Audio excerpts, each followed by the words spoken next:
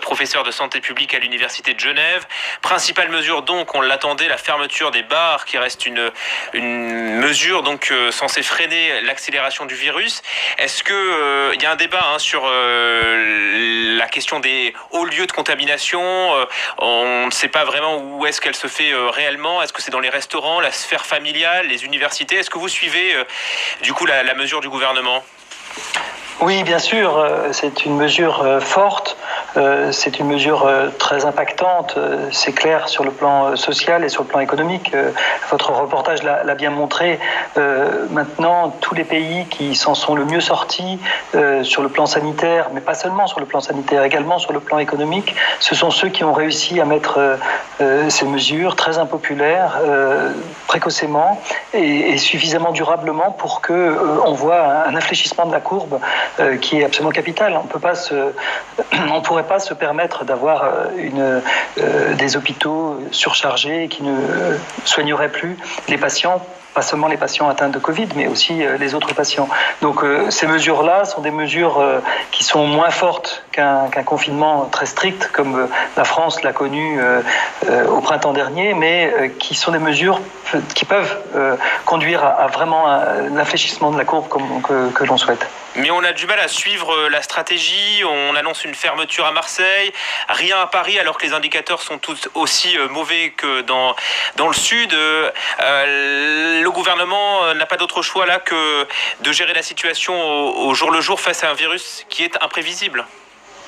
Alors, de la même façon, ce que l'on a pu voir, c'est que la gestion, je dirais, uniforme, nationale, telle qu'elle a été faite un peu dans l'urgence, il faut le dire, au printemps dernier, n'a pas eu beaucoup plus de valeur ajoutée que des mesures plus ciblées, plus ciselées, on va dire, plus chirurgicales, qui visent à s'adapter à la situation épidémiologique. Alors, ça peut paraître parfois des mesures contradictoires. En réalité, elles sont totalement guidées par les indicateurs épidémiologiques, ou le mieux possible. C'est ça qu'il faut voir. On a vu des exemples dans le monde où ces mesures ciblées, parfois sévères, si je puis dire, qui ont été très ciblées sur une ville ou sur une région, en Australie, ont été très très efficaces et ont permis d'éviter aussi que l'épidémie se répande trop sur l'ensemble du territoire national.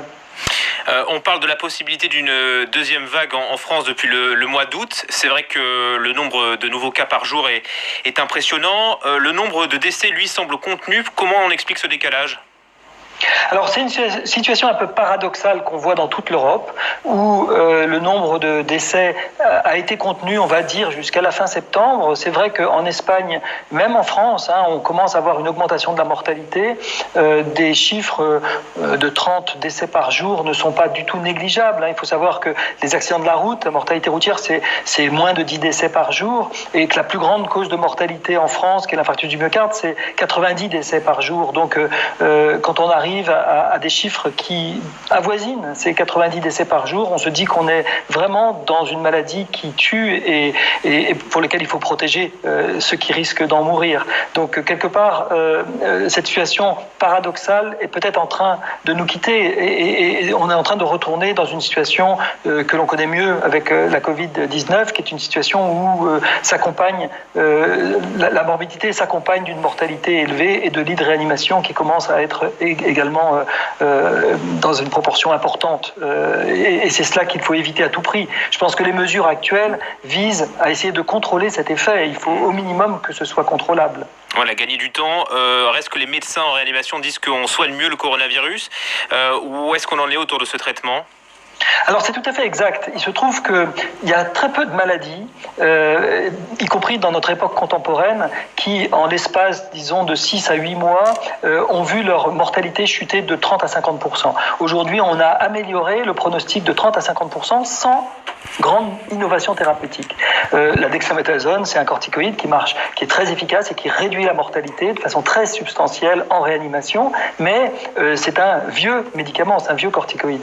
Alors il y a des d'autres médicaments, le remdesivir, qui est un médicament d'ailleurs qui a été donné au président Trump et qui est un médicament qui aussi diminue la morbidité et permet de raccourcir un peu la durée de la maladie. Donc il y a aussi des techniques de réanimation qui ont beaucoup progressé avec la connaissance de la maladie. On sait mieux aujourd'hui s'occuper des patients et donc quand on va en réanimation, on a beaucoup moins, presque la moitié, moins de chances, de risques de mourir qu'au printemps dernier.